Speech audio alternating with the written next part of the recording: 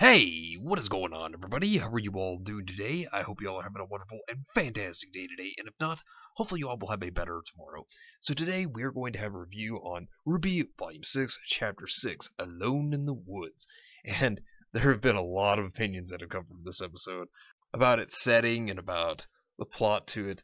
There's been a lot of thoughts behind it, and I really wanted to go into a lot of thoughts on this one as well. So sit back, relax, I hope you all enjoy. Let's go ahead and get started.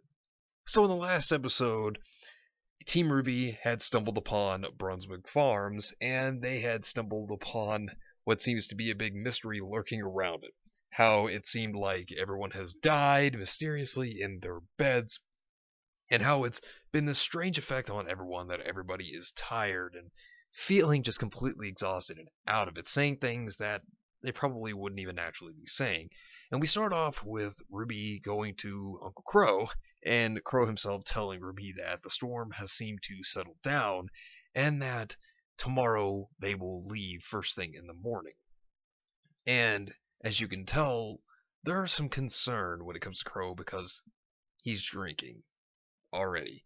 And you know that the man is probably beating himself up over everything that he discovered within the day up to this point, and RWBY seems to be very concerned about Crow in these regards, and this kind of implies the fact that there might have been in the past moments that RWBY has seen Crow maybe drunk or not within good nature. The last episode kind of hinted at this as well, that when Crow gets upset that he may drink much more, and that's really the case when it comes to alcoholics. But when we see Crow typically drink, it's usually in the way of, hey, look, I'm going to make it cool to drink. But in this scenario, it seems like Crow himself is drinking out of depression, and he's beating himself up, really.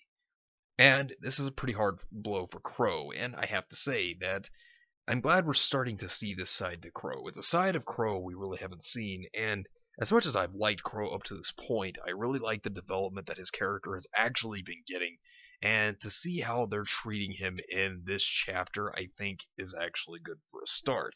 And so RWBY is certainly concerned about Crow and his drinking habits, and it makes me wonder that maybe she has seen something with this before. But hopefully we'll get to see more of that in the future. Maybe there is some kind of backstory behind RWBY knowing about how bad Crow's alcoholism may have been. But then Crow tells RWBY to go off and tell everyone else to go to bed, that they will be leaving before sunrise so they can get a head start on their day of journeying to Argus. So we see everyone, they seem to have settled down a bit. And, after the events of what happened in the last episode, yeah, I think that it would still be pretty unsettling to be in a house full of corpses that are in their beds. That would be a little freaky. And then what I really like about this is that, of all people, Maria is the one who is trying to really figure out what's going on. She's reading the journals of the Brunswicks, and she starts talking about Barnaby, who seemed like a ambitious young man, as well as the head of the Brunswick Farms, and how he tried to help these other families as well as himself live on their own, and that the Grimm had actually made things harder for them over time. So it seemed like everything was working until that point. Then that's when RWBY comes in and tells them what Crow told her, and what I like here is Maria's character is one to really have a leader role. We've seen her kind of take leadership a little bit as we've seen her kind of enter the group, and I love how she states that she's not going to be caught having children tell her what to do, and then she just makes a smart remark of, go to bed, and she sits there and just continues to read the journals. I actually did enjoy that about Maria's character. And then it transitions from night to morning, and RWBY wakes up to a noise, in which she is startled by this, and as she gets up, she looks out the window to see that sunrise has already happened, and that Crow has not tried to wake them. And this is something that kind of upsets and concerns RWBY at the same time.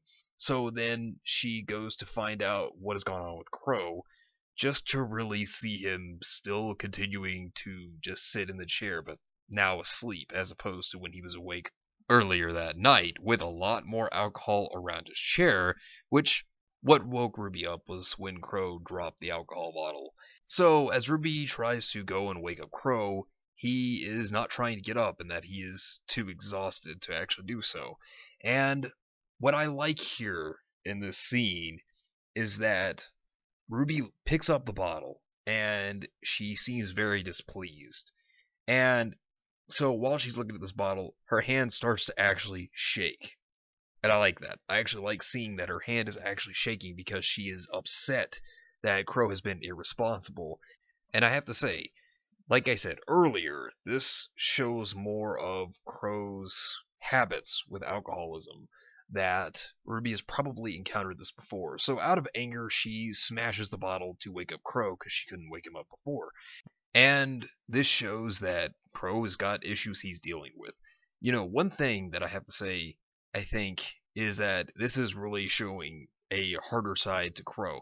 I mean, yeah, we've known that Crow has not liked himself, and we know that Crow has always thought of himself as a bad luck charm. After the whole thing with Ozpin and learning about that, this seems to be taking a huge toll on him, that he's drinking to the point where he thinks, well, drinking's going to make me feel better. When all it's really going to do is temporarily make him feel good, because that's how alcohol works. When you drink it and you keep going and going, you are drinking because you want to continue to feel better. And you get a temporary good feeling, but then after a while it just dies down, and then you have to drink more. And that's the big thing with alcoholism.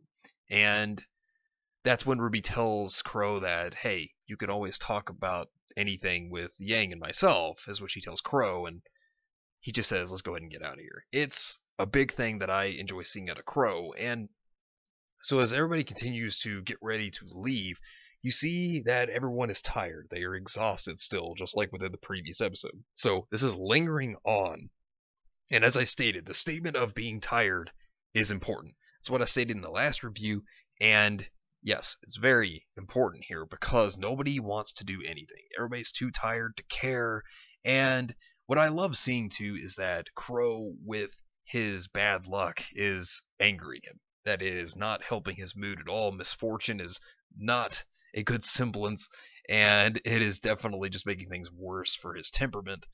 And when he actually puts his leg on the flatbed, the tire goes flat on one side. And this only angers him that much more because that means, hey, look, we're going to take that much longer to have to get out of here.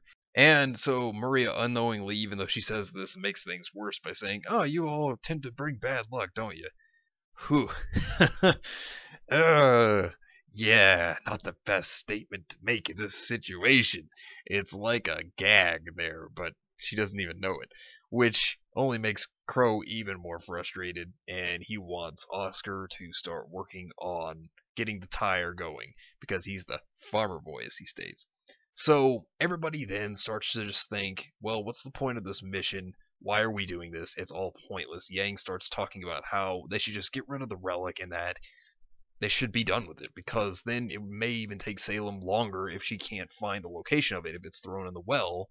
And so if it were to be thrown in this well, it could take years, by what she states, to even be able to find it, since it won't be in a known location. But then Ruby tries to say that, no, we should continue going to Atlas. We should continue, and we shouldn't give up on the objective goal.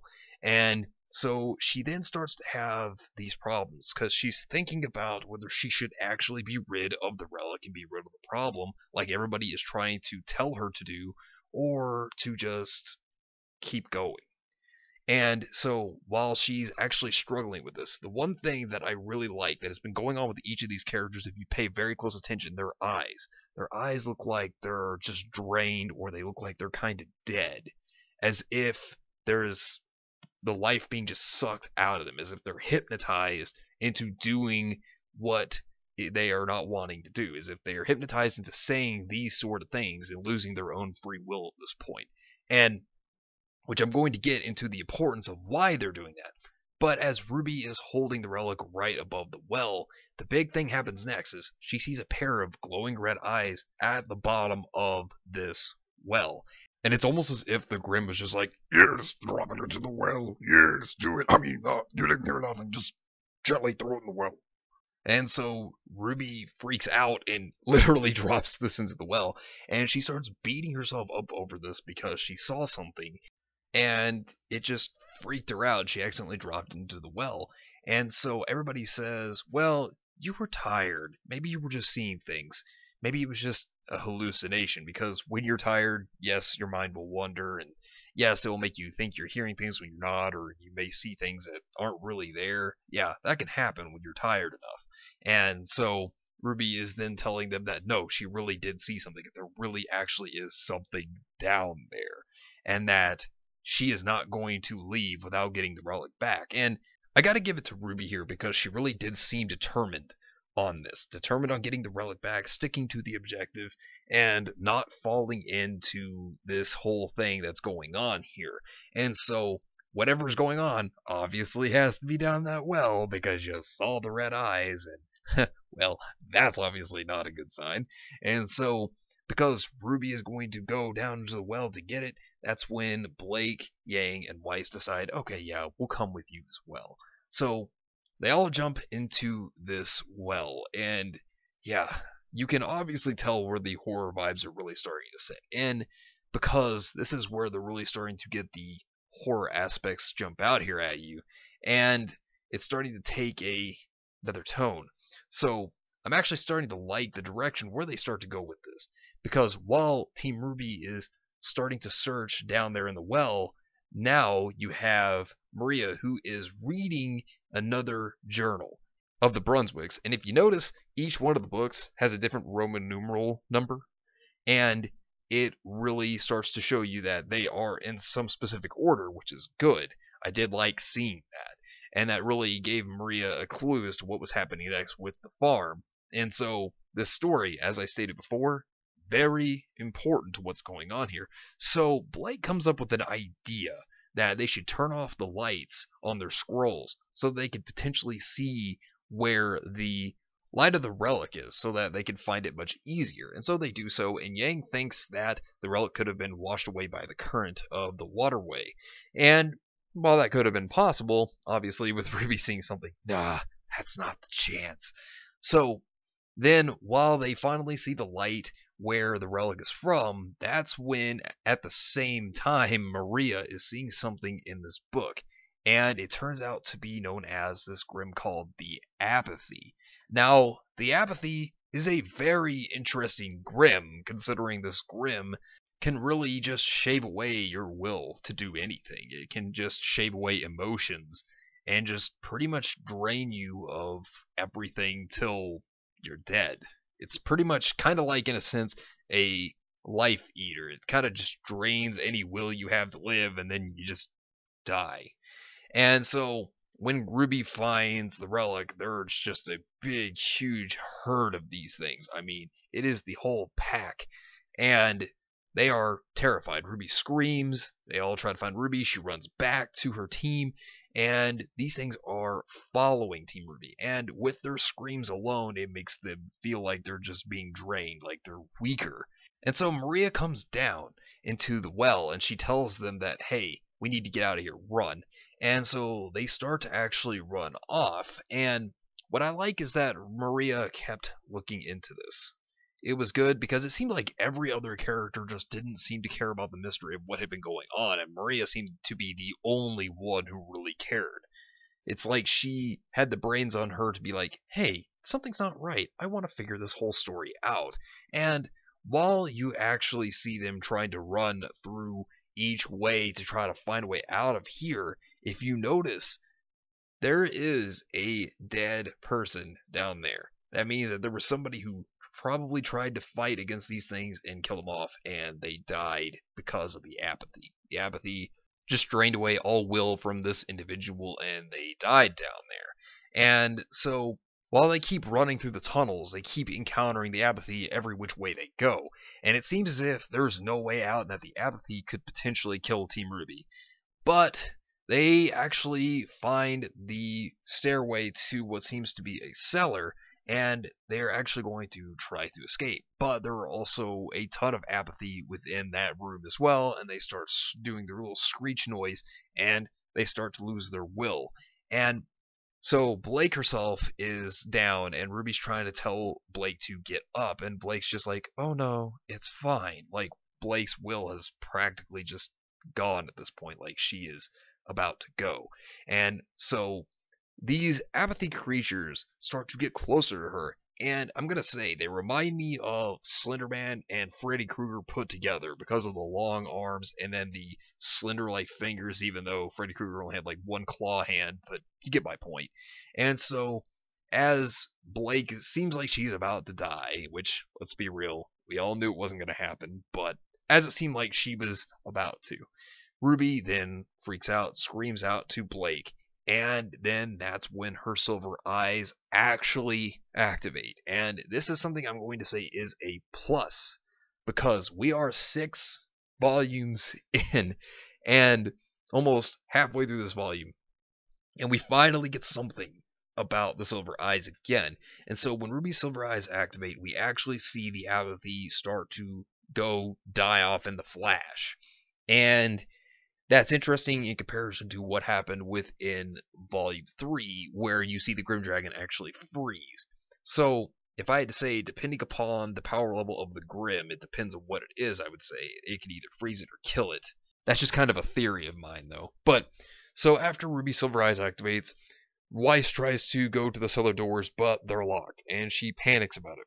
More apathy then show up, and they do another screeching noise again, and then everybody falls down because of the power of their screeching just draining away their willpower. And so Maria then asks Ruby, what color are her eyes? And Ruby responds with, they're silver. And this is the thing, considering that they are silver eyes, here is a big thing. Maria then tells Ruby to focus on people and how life is precious and that she needs to protect it. And so Ruby then focuses on that. She focuses on what Maria is telling her. While that's going on, we see how everybody else is affected while Maria is giving her speech. And what I like about this is when it shows Yang and how her eyes are just kind of out of it, as if she's almost dying. And what I like within the scene is it's kind of like saying, even though you have the will to do things, sometimes you will lose that willpower. Because things could feel like it's out of your reach or it's impossible to achieve. But that can also be beaten, because if you are strong enough, you can make anything you want happen. You can make anything possible. And I like how they make it seem like just everything is just out of sight for Yang there. I liked that, because it just seemed like it was almost impossible to reach the cellar because of what was happening through the apathy. And then we see Ruby's silver eyes start to glow, and then we see the flash of light actually happen again. And so apparently we get our shonen trope here of family, friends, protect them. So there you go. There's the shonen trope within RWBY. And so we see all the apathy die off here that were in the room at the time being. You even see the flash coming from the wall where the apathy are actually just dying off. And so I really like it that we're getting something. I really like it that we're actually getting at least some answers as to how these silver eyes work, what makes them power up. I like this. It shows that RWBY has a way to learn how to start to use these things. That is great. This is lore we're getting. Good. Finally. And so once they break out of the cellar, they are all in the room where the wine was again. They are in the bar, and they decide, okay, yeah, we're getting out of here. We're leaving after that incident, which then again, who wouldn't? I mean, would you want to see some Slenderman, Freddy Krueger, zombie-like creature coming at you from a cellar? Yeah, no, I think you'd run too. I know I would. And so while Yang and Blake run outside, they tell Oscar that we're getting out of here. Like, I am done. It's like, I am completely done. And I understand that. I mean, that is pretty freaky, but I like what Maria actually says to Crow, is that she calls him an idiot and says that we're getting out of here because, he doesn't want to leave, and he's drinking more and more to try to feel better, it seems, because he was out of alcohol earlier. And I like what Weiss states as they decide they're going to leave. Whenever Maria says, we're getting out of here, you idiot, and then Weiss responds with, not yet. And so she decides to take the wine, starts throwing it and breaking them all, and Crow's just like, what are you doing? And Weiss catches the cellar door on fire, and then the apathy start coming out of it. And Crow, they have to drag him because he doesn't want to leave. And so as he looks at the cellar, he then notices, oh, there were Grimm down there. Like, huh. I'm sorry, Crow. You kinda killed me on that one. That you didn't want to leave. Didn't even think that there could have been anything wrong, which is kind of strange. Because I would have thought that Crow himself would have actually thought there was more of an issue here because everybody was just dead within their beds. I would have thought that he would have looked more into the situation, but I guess not. Then again, he was pretty upset, so I guess his own emotional toll was really taking a hit and thought on his mind. But as they're leaving, Maria starts to explain how the apathy are grim that take away your will to live. They take away any desire that you have. Considering that in the beginning she said that Bartleby was an ambitious man, and that changed in how Bartleby started hemorrhaging money with his estate, and that he wanted to cut costs on huntsman protection, and so he had to try to find a way to have everyone remain calm. And so he lured to apathy away from their pack, and even though he had a miserable time trying to lure them back, he locked them in the cellar so that everyone could remain calm, and that the emotions of any kind of negativity could be shaved away. But what Barnaby didn't realize was that this led the whole group, the whole pack of those apathy, to find the missing pair. And by finding the missing pair, this led them through the waterways, which then led to the demise of the entire farm. And that's how they all died. And so then that's when Weiss and Yang start to apologize for saying what they said about giving up. And Blake even makes a statement that it wasn't us saying it, that it was the apathy actually making them say it. And so this is when Maria herself starts to make the statement that she felt like it was her fault because she knew that the signs of Grimm being there were actually present, and that her mind must not be what it once was. And so then RWBY questions Maria about how she actually knew about the silver eyes, and let's be honest, I think we all knew this, and for those of you who didn't, well, you now know. But yeah, Maria was one time a silver-eyed warrior, and she admits this. And I knew it. I mean, it was very obvious because I think the opening kind of gave it away itself. Because when you see RWBY and Maria looking at one another, whenever you see through Maria's goggles, you see RWBY, and it then makes the close up on the silver eyes. So I think that was very obvious. But that's pretty much the whole entire chapter. And so here's my overall thoughts on this chapter. They really tried to throw a horror element into this, and personally, I like what they did here because it goes back to the old statement that Monty had wanted RWBY to become darker over time. He said that he wanted RWBY to become a more mature series as the series went on, that he wanted it to mature with its audience.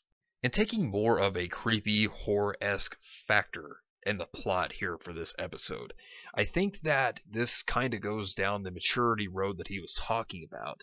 And I like that because it kind of follows what he wanted. I mean, yes, it doesn't mean that you just take away all the humor and fun that RWBY has had before, but you evolve it from what it previously was, and that you can add more mature elements within the future of the series. And I think that's a good way to try to take things, because as time goes on, a series is obviously going to enhance, it's going to evolve, it's going to grow, and that's how RWBY should be handled. RWBY should be handled as a series that will mature over time, as well as some other series do over time.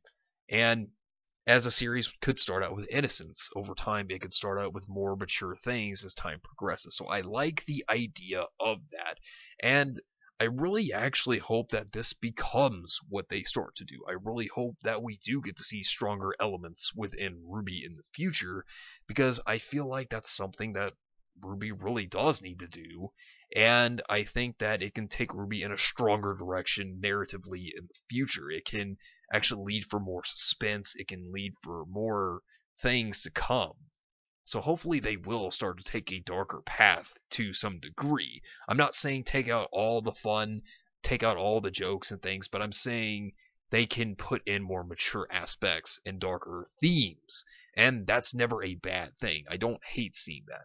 I like the way Crow was treated within this chapter because the way that they did his character, him beating himself up and drinking to try to make himself feel better. This is the side of the alcoholism that I think we've needed to see for a long time in Crow. It tells us about how much of a drunk he is, and that it's not always this, hey, look, I drink because I make it look cool. No, he drinks because he is in pain. He is emotionally damaged as a person, and that he wants to feel better, but alcohol will never truly solve his pain. And also, another thing that I do actually enjoy is that if you're listening while at the end when Yang and Weiss are apologizing about how they talk, they have a little bit of the lyrical theme of Miracle playing. I actually do like that. So I think that this episode was pretty good. I like the apathy and how it shows that you don't have to have a powerful Grimm to still be a great Grimm-like creature. And it makes sense why everyone on the farm died, because apathy. It just took away their will to live. They got to the point to where they just lost the will to do anything. And sometimes some people can get so out of it that they will lose the will to do anything, and then they just die out of losing their willpower because they gave up, and that is a possibility. I really actually think this episode deserves a 7.5 because while I like what they did with Crow, the apathy, and Maria trying to figure out things, I think that the mystery could have been worked on just a bit more. I think that you could have had Team RWBY a little more invested within the mystery, or at least Crow being more invested. But Crow, at the same time, with his emotional conflict he was going through, I get that. But Team RWBY trying to solve more of this problem, I think, would have been a bit better. But I like what they did with the apathy, and I like what they did with the emotion apathy as well, not just the Grimm. But I think that they did pretty good, and I think this is a better chapter than some. I think that there are a couple of others better than this one in this volume, but this was a good one. But anyways, I'll be back again on Tuesday. Let me know what you think down below. Do you agree? Do you disagree? Let me know in the comments down below. But anyways, thank you all for watching. I hope you all enjoyed, and if you did enjoy, hit the video with a like, subscribe if you want to see more content like this, and share this with your friends if you found this informative or useful. Anyways, I hope you all have yourselves a wonderful and fantastic day today, and remember, if today was not a good day, tomorrow can always be better. Take care of yourselves and everyone around you, and have yourselves a good one out there, everybody.